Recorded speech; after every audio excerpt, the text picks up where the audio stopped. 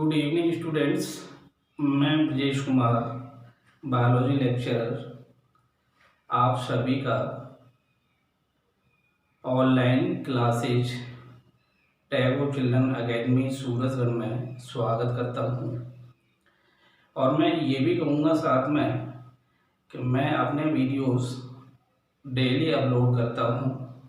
मेरे वीडियोस आपको पसंद आ रहे होंगे। आपसे मैं ये भी कहना चाहूँगा कि मेरे YouTube चैनल को आप सब्सक्राइब करें और ज़्यादा से ज़्यादा उसके लिंक को शेयर करें, ठीक है। इसके साथ मैं पूर्ण विश्वास के साथ ये भी कह सकता हूँ कि आप सभी घर पर सुरक्षित रहते हुए निश्चित रूप से अपनी पढ़ाई नियमित कर रहे होंगे और करते रहेंगे, ठीक है। आज हमारा जो टॉपिक है वही डाइजेशन है। डाइजेशन को अपन कंटिन्यू करेंगे आज। मैंने इस डाइजेशन में कल आपको बताया था पायसीकरण तक। पायसीकरण किसे कहा जाता है और पायसीकरण के बाद जो वसा बनती है उसको हम पायसीकृत वसा कह देते हैं, ठीक है। और वो किसके साथ जोड़ के बता रहे थे? पित्त रस के साथ जोड़ के बता रहे थे। मैंने ये कहा था कि गृहिणी में पित्त रस भी आता है और अग्न्याशयी रस भी आता है, ठीक है। तो अब पित्त रस कंप्लीट हो गया था, अग्न्याशयी रस के बारे में बताएंगे। अग्न्याशयी रस में जो पाचक एंजाइम्स होते हैं, पैंक्रियाटिक,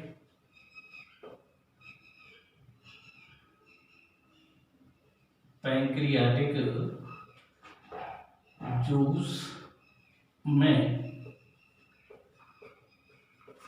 प्रोटीन,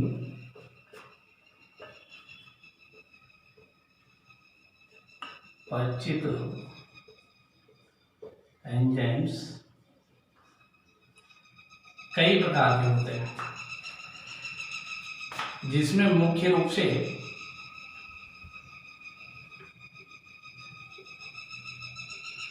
ट्रिप्सिन, कायमोट्रिप्सिन,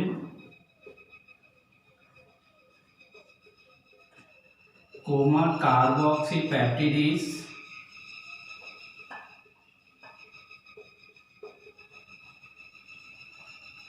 तथा एलास्टेज, ठीक है। ये सारे के सारे एंजाइम किसमें होते हैं? पैनक्रियाटिक जूस, जिसको हम कह रहे होते हैं अग्न्याशयी रस। और ये सभी किसको बचा रहे होते हैं? प्रोटीन को बचा रहे होते हैं, ठीक है ना। जिसमें मुख्य रूप से ट्रिप्सिन होता है, कायमोट्रिप्सिन होता है, कार्बोक्सीपेप्टिडेज होता है और एलास्टेज होता है। ये सारे के सारे एंजाइम्स अग्न्याशयी रस में जब पाए जाते हैं तो सभी निष्क्रिय अवस्था में होते हैं। कौन सी स्टेज में होते हैं? पैसिव स्टेज में होते हैं। पैसिव स्टेज का मतलब होता है निष्क्रिय अवस्था में होते हैं, ठीक है। इसलिए आंत में सबसे पहले एक एंजाइम जिसको हम कह रहे होते हैं एंटेरोकाइनेज। ये जो एंटेरोकाइनेज होता है ये पैसिव ट्रिप्सिनोजिन को किसमें चेंज कर देता है? ट्रिप्सिन में, ठीक है।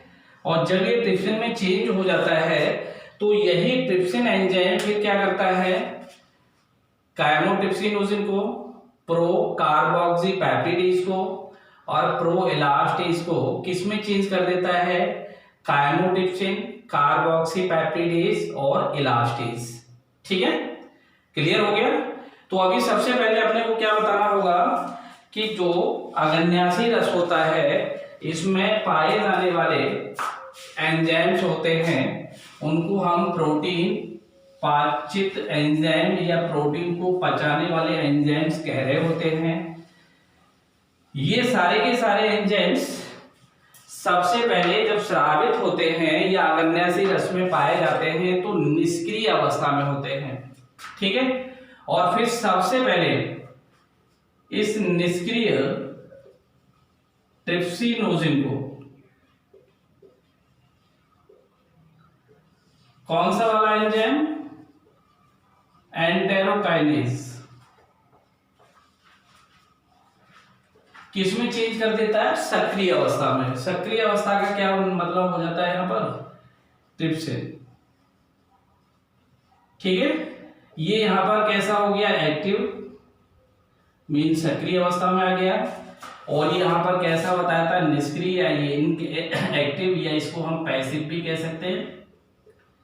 कैसा होता है? ये निष्क्रिय होता है। ठीक है, सबसे पहले अग्न्यासी रस में जो ट्रिप्सिनोजिन निष्क्रिय अवस्था में होता है, इसको आंतरिक एंटेरोकाइनेज एंजाइम के द्वारा किस में बदल दिया जाता है? सक्रिय अवस्था में, जिसको हम क्या कह रहे होते हैं? ट्रिप्सिन। और ये जो ट्रिप्सिन होता है ये क्या करता है फिर? ये ट्रिप्सिनोजिन को, ट्रिप्सिनोजिन, जिसको हम काइमोट्रिप्सिनोजिन कह रहे होते हैं, प्लस प्रोकार्बोक्सीपेप्टिडेज,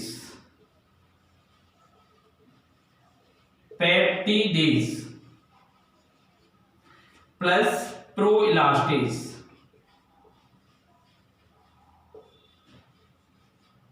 ये सारे एंजाइम भी यहां पर कैसे? निष्क्रिय हैं, पैसिव है। ठीक है, इन सभी को, ये जो ट्रिप्सिन सक्रिय एंजाइम अभी आपको मिला, ये किस में चेंज करेगा? इन सबको सक्रिय अवस्था में परिवर्तित कर देगा। अर्थात काइमोट्रिप्सिनोजिन किस में चेंज हो जाएगा?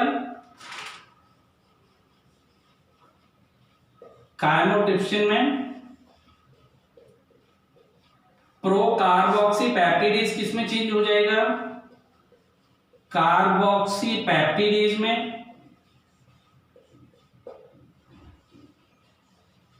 और प्रोइलास्टेज किस में चेंज हो जाएगा? इलास्टेज में। ये सारे एंजाइम कौन से एंजाइम हो गए? एक्टिव, जिनको हम क्या कह रहे होते हैं? सक्रिय या एक्टिव कह रहे होते हैं। ये सारे एंजाइम कैसे यहां पर बताए थे मैंने अभी? निष्क्रिय। ठीक है, और मैंने अभी अभी आपको ये कहा था कि ये सारे के सारे अग्न्यासी रस में कौन सी अवस्था में है? निष्क्रिय अवस्था में। ट्रिप्सिनोजिन भी कौन सी अवस्था में था? निष्क्रिय अवस्था में। इसको एंटेरोकाइनेज के द्वारा सक्रिय कर दिया जाता है, और फिर सक्रिय जो ट्रिप्सिन एंजाइम होता है ये काइमोट्रिप्सिनोजिन को, प्रोकार्बोक्सीपेप्टिडेज को और प्रोइलास्टेज एंजाइम को किस में चेंज कर देता है? सक्रिय अवस्था में। अर्थात अब ये वाले जो एंजाइम है ये सक्रिय हो गए, और ये फिर किस पर काम करना शुरू कर देंगे? प्रोटीन के ऊपर काम करना शुरू कर देंगे। अर्थात इन एंजाइम की सहायता से अब आंत में क्या होगा? प्रोटीन के पाचन की क्रिया प्रारंभ हो जाती है। ठीक है, किसके पाचन की क्रिया प्रारंभ हो जाएगी? प्रोटीन के पाचन की क्रिया प्रारंभ हो जाती है। अब देखिए, इसी को और आगे अपन बढ़ाएंगे, जिसमें ये सारे के सारे जो सक्रिय एंजाइम हैं ये किसके ऊपर क्रिया करेंगे? अब प्रोटीन के ऊपर। अब आप बताइए कि जो आपने प्रोटीन लिया था, कहां से लिया था? आमाशय से। आमाशय में कौन था प्रोटीन को बचाने वाला एंजाइम? पेप्सिन बताया था मैंने। तो वहां पर प्रोटीन को किसमें तोड़ा गया था? प्रोटियोज में, प्लस पेप्टॉन्स, पेप्टॉन्स प्लस नाम दिया था पॉलीपेप्टाइड, पॉलीपेप्टाइड्स। ठीक है, आप देखिए इनके ऊपर प्रोटीन पाचक एंजाइम जो छोटी आंत में काम करेंगे, एक तो अभी अभी मैंने एक्टिव कौन सा बताया था? ट्रिप्सिन बताया था, और दूसरा इसका साथ कौन बताया था? काइमोट्रिप्सिन बताया था।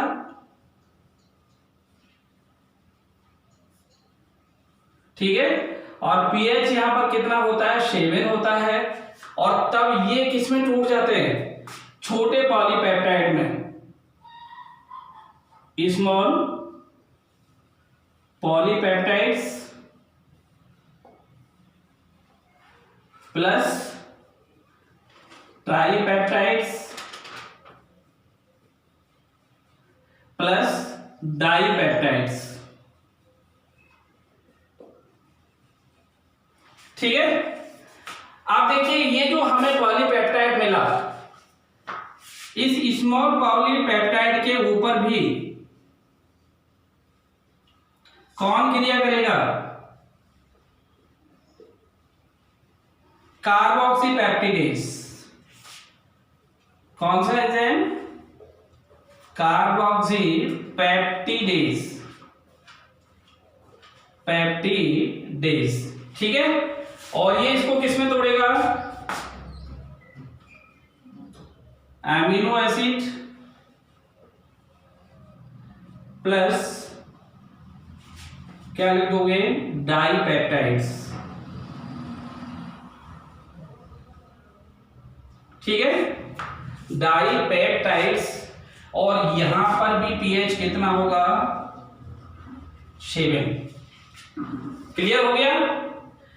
मैंने आपको बताया था अग्न्यासी रस के अंदर ट्रिप्सिन सक्रिय अवस्था में ट्रिप्सिन के रूप में है, निष्क्रिय अवस्था में ट्रिप्सिनोजिन था, कायमोट्रिप्सिनोजिन के रूप में था, कार्बोक्सीपेप्टिडेज प्रोकार्बोक्सीपेप्टिडेज के रूप में था। अब यहां पर ये सक्रिय हो गया। ठीक है, और इसके बाद में जो प्रो इलास्टेज एंजाइम होता है, जो किस में बदल गया था? इलास्टेज में। वो क्या करेगा? जो हमारा भोजन होता है, इस भोजन में पाए जाने वाले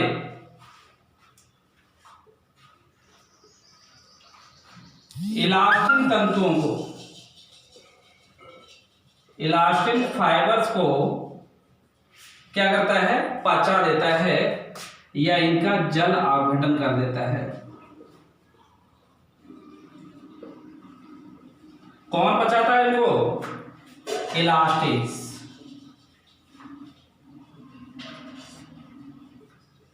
ठीक है, चारों एंजाइम यहां पर आपने काम में ले लिए।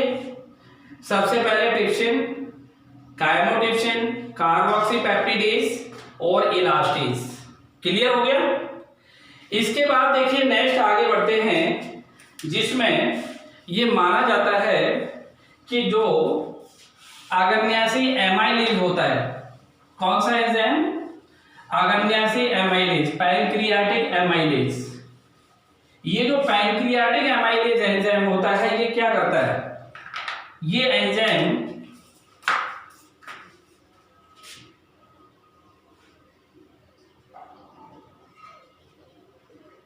पैनक्रियाटिक एमाइलेज एंजाइम भोजन में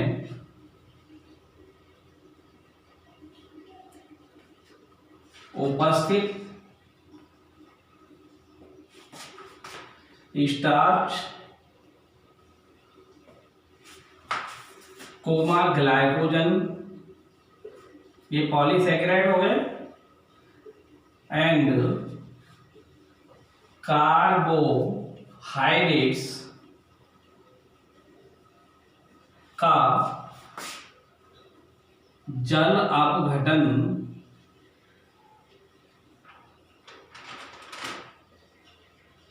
कर देता है और इन्हें मीन्स स्टार्च, ग्लाइकोजन और कार्बोहाइड्रेट को, और इन्हें किसमें? डाइसैकेराइड, माल्टोस एंड ऑलिगोसैकेराइड्स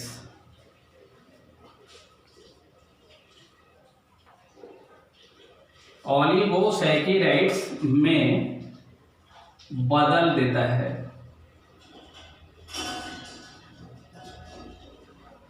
ठीक है, अर्थात हम कह सकते हैं कि पैनक्रियाटिक एमाइलेज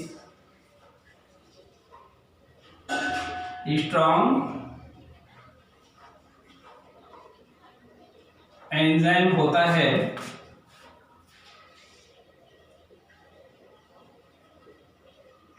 जो स्टार्च को ग्रहणी में आधा घंटे में पचा देता है। आधा घंटे में पचा देता है। ठीक है, यही जब लारी एमाइलेज के रूप में काम कर रहा था, कहां पर था ये, गुहा में, तब आपने देखा था कि स्टार्च का ये आंशिक पाचन कर पा रहा था और उससे केवल क्या कर रहे थे, डाइसैकेराइड माल्टोज वगैरह या अल्फा सीमेडेस्टिन वगैरह। लेकिन यहाँ पर मैंने बताया था कि ये स्ट्रॉन्गनेस के रूप में काम कर रहा होता है और स्टार्च को केवल आधे घंटे में ग्रहणी के अंदर पचा देता है। इसलिए हम ये कह रहे होते हैं कि जो पैंक्रियाटिक एमाइलेज होता है that is very strong enzyme. ठीक है, कैसा होता है, बहुत मजबूत पाचक एंजाइम होता है। कहां पर, पैंक्रियाटिक जूस के अंदर। और ये पैंक्रियाटिक जूस कहां पर आ रहा है, ग्रहणी में आ रहा होता है, मैंने बताया था पैंक्रियाटिक डक्ट की सहायता से। ठीक है ना, इसीलिए यहां पर ये कहा जाता है कि ये स्ट्रॉन्ग काम कर रहा होता है। अब देखिए इसके बाद स्टार्च का भी आपने पाचन कर दिया, अब बचा क्या, फैट। तब फैट के लिए हम ये कह रहे होते हैं कि जो आग्नेयाशी रस होता है, आग्नेयाशी रस में उपस्थित लाइपेज अधिक मात्रा में पाया जाता है।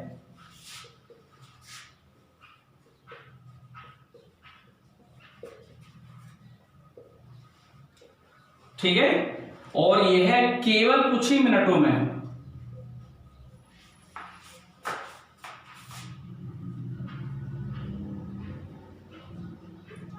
कुछ ही मिनटों में किसे, वसा, और यहां वसा का नाम दोगे ट्राइग्लिसराइड, या इसको कह सकते हो पायसीकृत वसा, वसा का पाचन कर देता है, पाचन कर देता है। जैसे जैसे यहां पर हम लिख सकते हैं ट्राइग्लिसराइड्स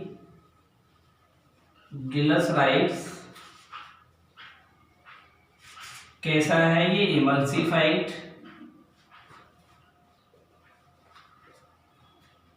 इमल्सिफाइड का मतलब होता है पायसीकृत, और इस पर आपने क्रिया किसकी करवा दी, पैंक्रियाटिक लाइपेज की। ठीक है ना, तब ये यहां किस में तोड़ेगा इसको, फैटी एसिड्स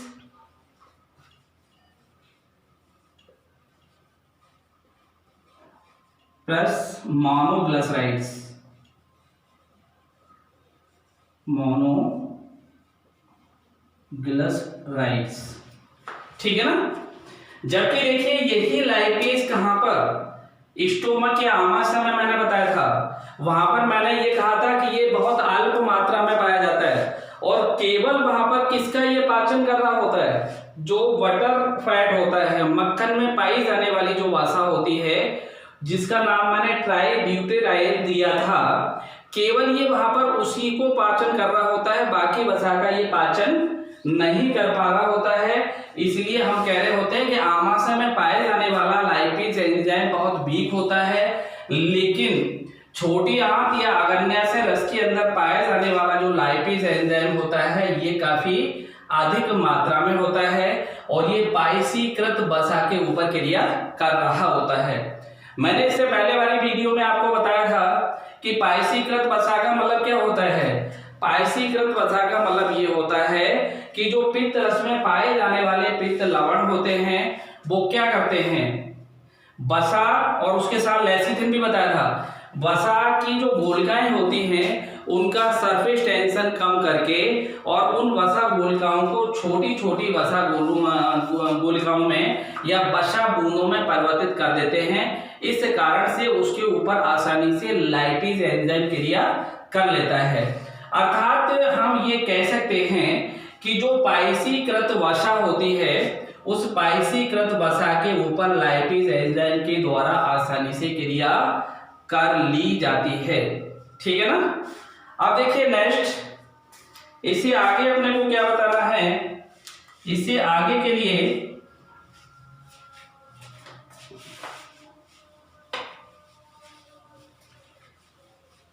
इससे आगे जब बता रहे होते हैं तो फिर वही एंजाइम की बात आ रही होती है। आगे देखिए यहां पर मैं एक नाम आपको दे रहा हूं जिसे हम कह रहे होते हैं कोलेस्ट्रॉल एस्टर,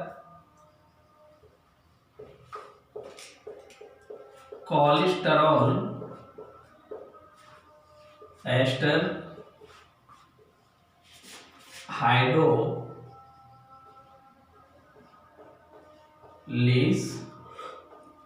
एवं फास्फोलाइपेज।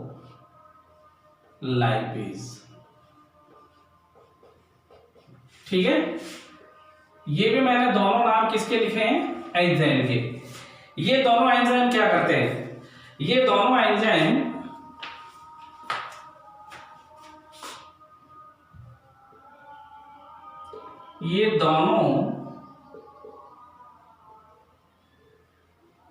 एंजाइम क्रम से है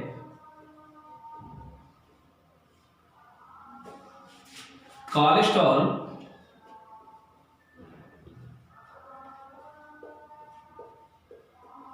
एस्टर एवं फास्फोलिपिड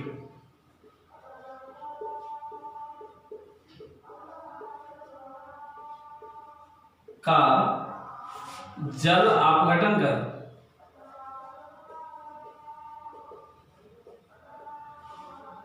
इनमें से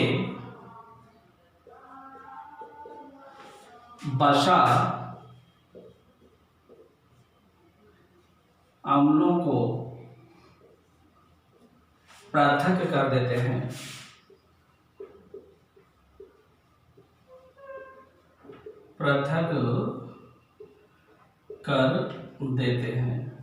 ठीक है, इसी प्रकार से देखिए, इसी प्रकार से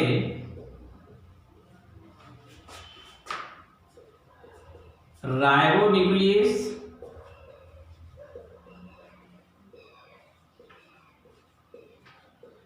एवं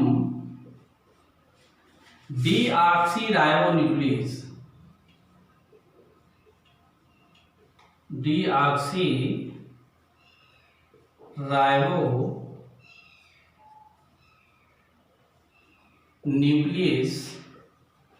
एंजाइम क्या करेंगे बताओ, ये आरएनए एवं डीएनए का अपघटन कर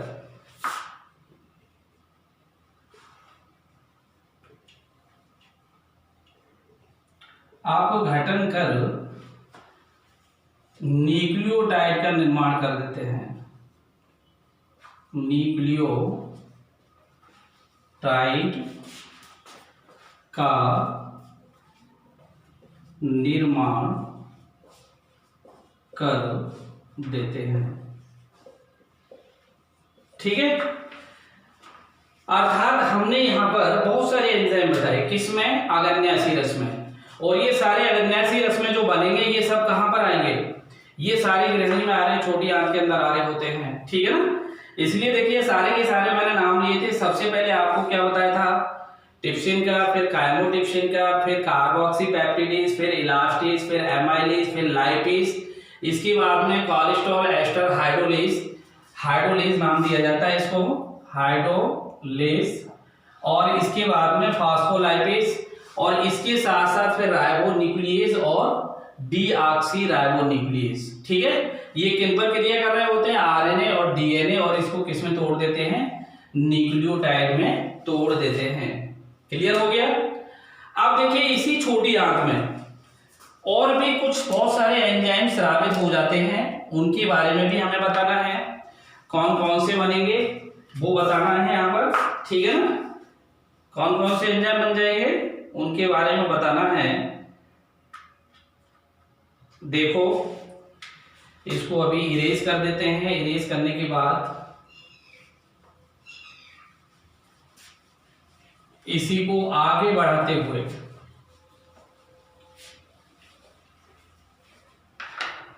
क्या बताएंगे, छोटी आंत की एंटेरोसाइट कोशिकाओं में उपस्थित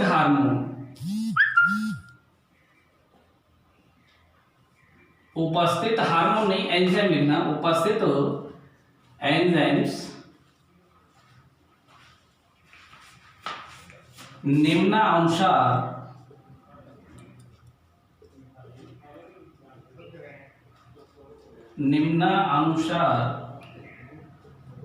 क्रिया करते हैं।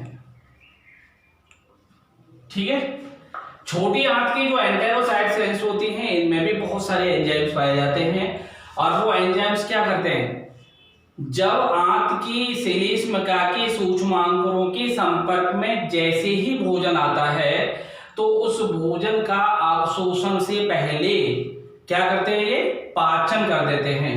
अर्थात ये सारे एंजाइम जो यहां से बनते हैं ये सूक्ष्मांकुर की सतह पर बंधित रहते हैं। कहां पर, ये सभी एंजाइम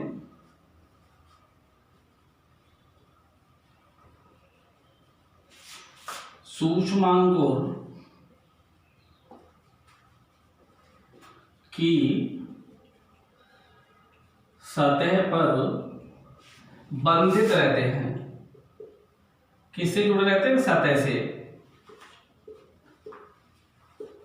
ठीक है, अब जैसे ही इन सतह के संपर्क में भोजन आएगा तो ये सारे के सारे यहां से एंजाइम्स निकलेंगे और उस भोजन का पाचन करना प्रारंभ कर देते हैं। से फॉर एग्जाम्पल आप चाहो तो कह सकते हो, जैसे यहां पर मैं नाम लेता हूं सुक्रोज का, इसके ऊपर इनसे स्रावित जो एंजाइम होगा उसका नाम होगा सुक्रेज, और ये एंजाइम क्या करेगा, इसको ग्लूकोज प्लस किसमें तोड़ देगा, फ्रक्टोज में। ठीक है, अर्थात सुक्रोज का जल अपघटन किसमें कर दिया, ग्लूकोज और फ्रक्टोज में। ठीक है, यहां पर जो पीएच रहता है ये पीएच 8.5 रहता है। इसके बाद दूसरा नाम हम यहां पर ले सकते हैं डाइसैकेराइड में, किसका, माल्टोज का। माल्टोज के ऊपर एंजाइम जो क्रिया करेगा यहां से एंटेरोसाइट से निकलने वाला, उसको हम नाम दे रहे होते हैं माल्टेज। यहां पर भी पीएच 8.5 और यहां पर दो मॉलिक्यूल बन जाते हैं किसके, ग्लूकोज। कितने मॉलिक्यूल, दो मॉलिक्यूल बन जाते हैं किसके, ग्लूकोज के। अर्थात ये जो माल्टोज है डाइसैकेराइड में चेंज हो गया, या हम कह सकते हैं कि दो मोनोसैकेराइड मॉलिक्यूल मिलकर के किसको बना रहे होते हैं, डाइसैकेराइड को बना रहे होते हैं। ठीक है, इसको डाइजेस्ट कराने वाला एंजाइम कहां पर है, एंटेरोसाइट सेल्स में। ठीक, इसके बाद में लैक्टोज, इसको हम एनिमल शुगर कह रहे होते हैं, दूध में पाई जाती है। इसके ऊपर जो एंजाइम क्रिया करेगा उसका नाम क्या होगा, लैक्टेज, और यहां पर भी पीएच 8.5 रहेगा। ये किसमें तोड़ेगा इसको, ग्लूकोज प्लस गैलेक्टोज। ठीक है ना, कौन सी शुगर है ये, एनिमल शुगर होती है। इसको हम सुक्रोज को प्लांट शुगर कह रहे होते हैं। आजकल आपने देखा होगा गर्मी है, लोग गन्ने का जूस पीते हैं, उस गन्ने के जूस में जो हमें शुगर मिलता है, नेचुरल जो शुगर है वो कौन सा शुगर होता है, सुक्रोज होता है। ठीक है, हम सुबह को बहुत सारी बार अंकुरित बीज खा रहे होते हैं, अंकुरित दालें खा रहे होते हैं, उसमें जो माल्टा शुगर बनती है उसको हम क्या बोल रहे होते हैं, माल्टोज कह रहे होते हैं। ठीक है, इसी तरह से लैक्टोज ये किसमें होता है, एनिमल शुगर है, अर्थात ये दूध में पाई जाती है, दुग्ध शर्करा कह रहे होते हैं। इसलिए आपने देखा होगा कि जब हम अपने घरों में दूध को बॉईल कर रहे होते हैं और सारा पानी उसमें से एवोपरेट होता चला जाता है, तो अंत में देखा होगा कैसा बन जाता है वो, एक मीठी शर्करा के रूप में, ठीक है ना। तो इसलिए क्योंकि वो मीठी शर्करा है इसलिए वो मिठास उसमें आना शुरू हो जाता है। इसके पश्चात अल्फा लिमिट डैस्टीन, इसको अल्फा सीमित डैस्टीन कह रहे होते हैं। इस पर अल्फा डैस्टीनेस एंजाइम क्रिया करता है। यहां पर भी पीएच कितना रहेगा, 8.5, किसमें तोड़ देगा इसको, ये ग्लूकोज में, ठीक है। इसके पश्चात इसी को हम नेक्स्ट बढ़ाते चले जाएं।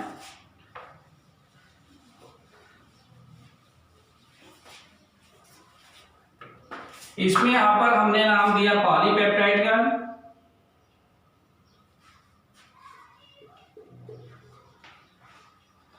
इसके ऊपर एंजाइम क्रिया करेगा एमिनोपेप्टिडेज,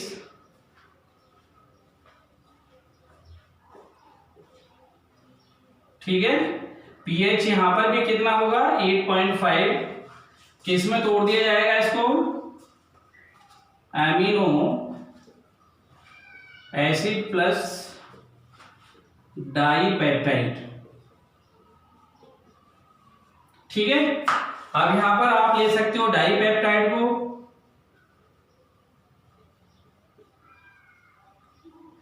इसके ऊपर क्रिया किसकी करवा दें, डाइपेप्टिडेज,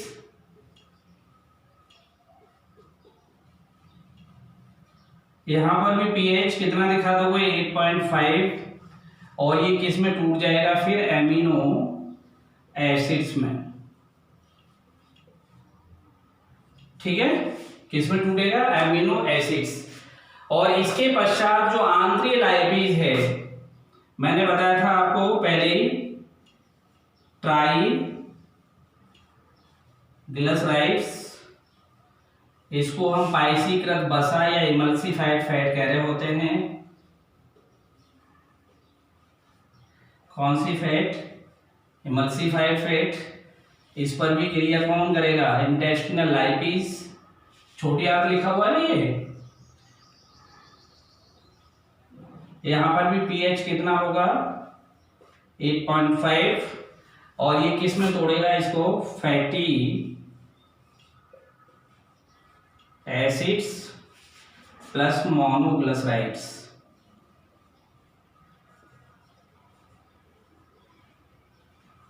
ठीक है। इस तरह से जो छोटी आंत की एंटेरोसाइट कोशिकाएं होती हैं, इनमें उपस्थित जितने भी पाचक एंजाइम्स होते हैं, वो सूक्ष्मांगुर के संपर्क में जैसे ही भोजन आता है तभी उसे पाचन से पहले ही, वो अवशोषण से पहले ही उसका पाचन कर देते हैं, जिसमें मैंने सुक्रेज बताया था, लैक्टेज बताया था, माल्टेज बताया था, अल्फा सीमित डैस्टीनेज बताया था, और अभी आपने देखा है एमिनोपेप्टिडेज, डाइपेप्टिडेज और लाइपेज, ठीक है। तो ये आपका यहाँ कंप्लीट हो जाता है, पूरा हो जाता है, ठीक है ना।